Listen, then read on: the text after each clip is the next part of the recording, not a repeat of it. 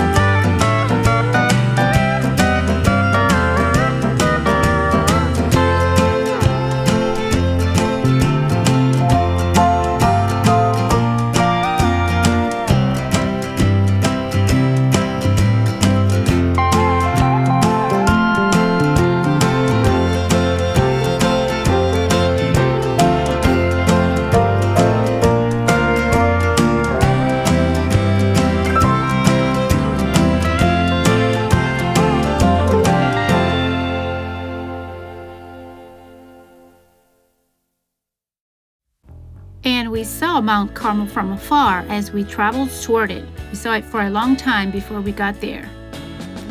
For a little history on Mount Carmel as we traveled there, Elijah was in charge of God's people at that time. He believed in the true God of heaven and earth. And God kept it from raining according to Elijah's prayer for 3 years until they repented from worshiping Baal. That time became very long and hot and dry, and the people suffered. The people of Elijah that believed in the true God suffered right with the rest. Many people didn't know who they believed, God or Baal. So Elijah planned with the people to have a spiritual contest of whose God would light the fires of their sacrifices, God or Baal. So Elijah made an agreement with the people that they should go first and pray to Baal and see if he would answer their prayer. So the Baal worshippers prayed all day and nothing happened. Nothing at all. Imagine on top of this huge mountain, 1,800 feet tall and 14 miles long. Here Elijah prayed to the God of heaven.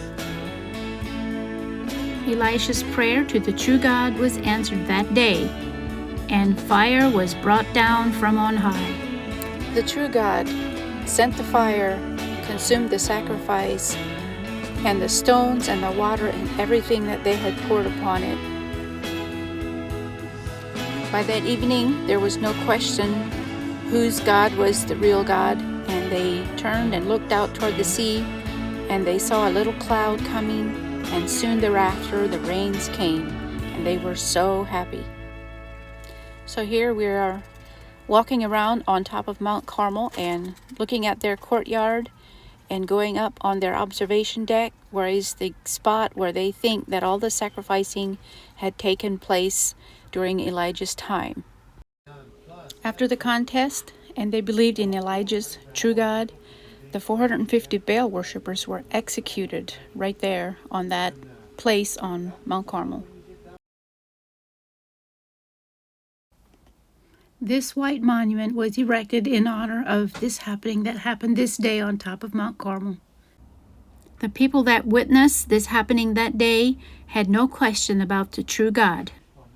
Many people honored and believed on the Lord after that day.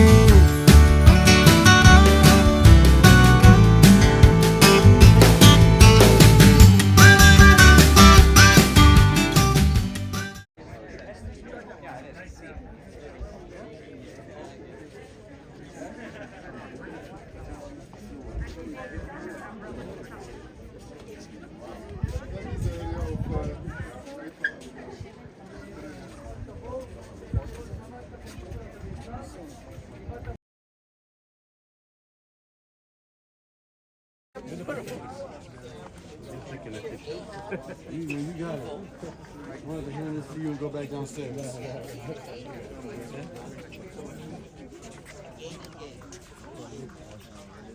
Oh, you got this. The what? Yes.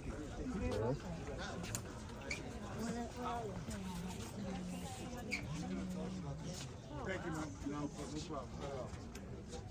Real quick. Now we can actually see.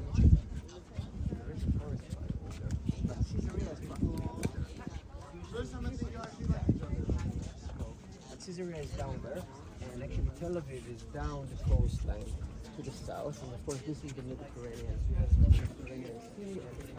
Looks like they have a fire.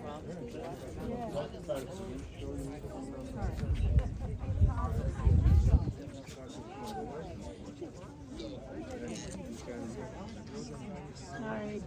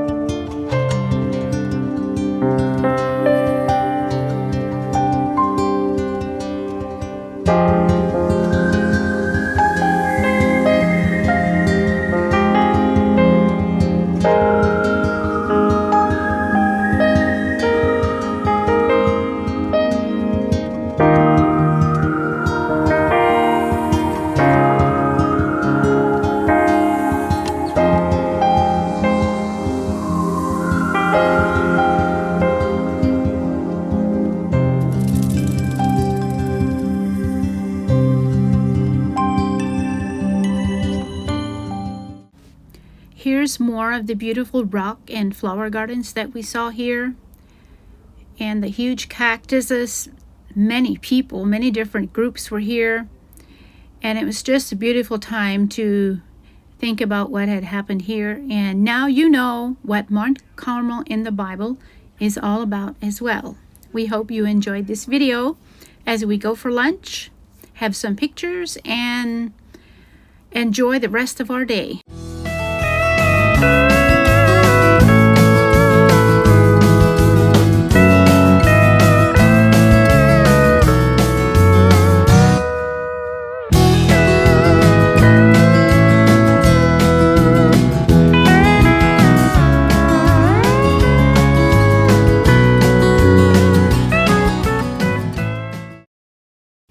This was an Indian/Muslim restaurant on the edge of Mount Carmel.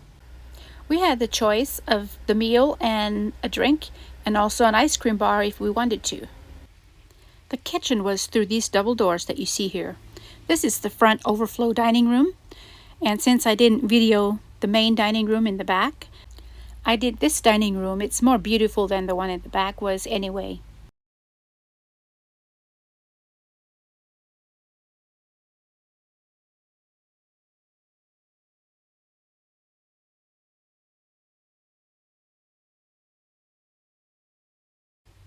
Here I got a nice close-up of the plate that we had for lunch. Shows you the chicken and the rice and the vegetables. Very nice and delicious.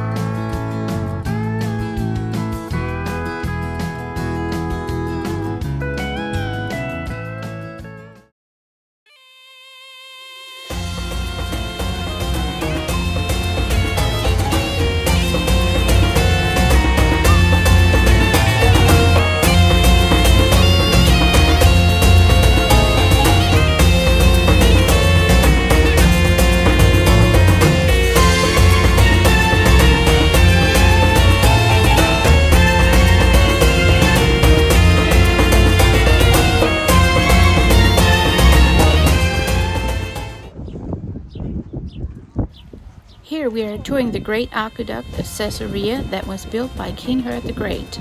It was one of the most important cities in the Roman world. It was founded between 22 and 10 before Christ. This source came from the city of Shunai, about 16 kilometers to the northeast. According to Wikipedia, it was a concrete channel made of waterproof masonry. It says the bottoms and the sides were lined with waterproof concrete. It seems like there were reservoirs in each town to capture the water they needed. And it seems to have been built to last. History says it lasted for 1,200 years. But later they built a second aqueduct to meet the water demand. It used to be a beautiful, beautiful city with palaces and forts and all kinds of buildings. In this beautiful palace that Herod built, Pilate also lived, and Paul was imprisoned here. The water just sparkled in the sunshine, and the whitecaps came rushing in over the top of them.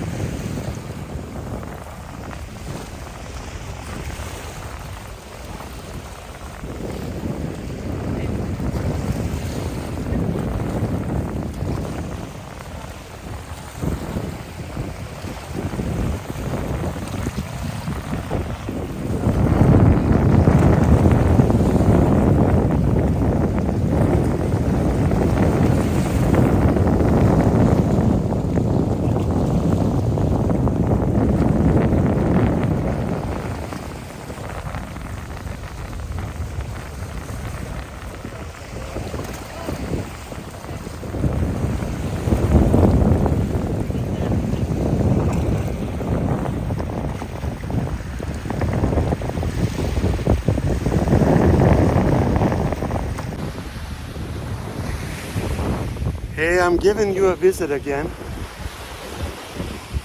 on the Mediterranean Sea now. This is a close-up look of the Mediterranean Sea. I just had to get a little bit wet in this water. But if you can think with me, on our way to Tel Aviv, Israel, we are seeing the Mediterranean.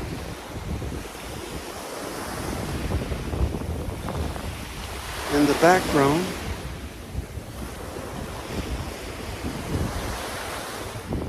had a good trip, had a good dinner, a traditional dinner from some Israel people making our dinner for us.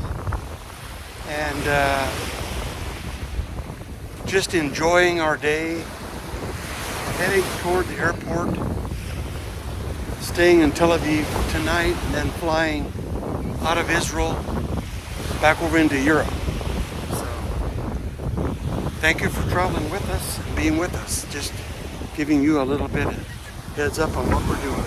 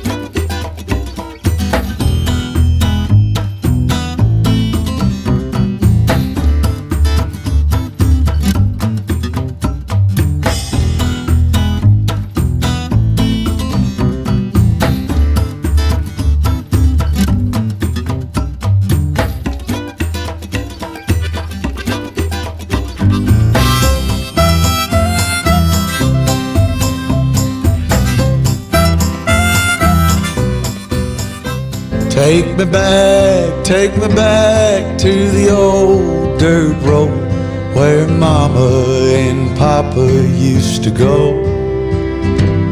Let's sing all them songs from a long time ago and pine for them old days of yore.